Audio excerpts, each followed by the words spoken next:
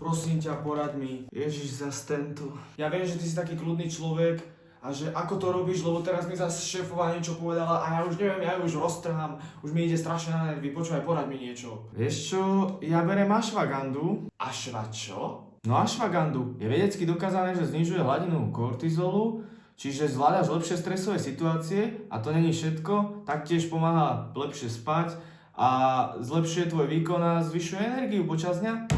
A počuj, nie je to len taký, že marketingový výmysel? Vieš čo, mne to osobne pomáha, ja si na to sťažovať nemôžem. Ak to chceš vyskúšať, utekaj na noxium.sk.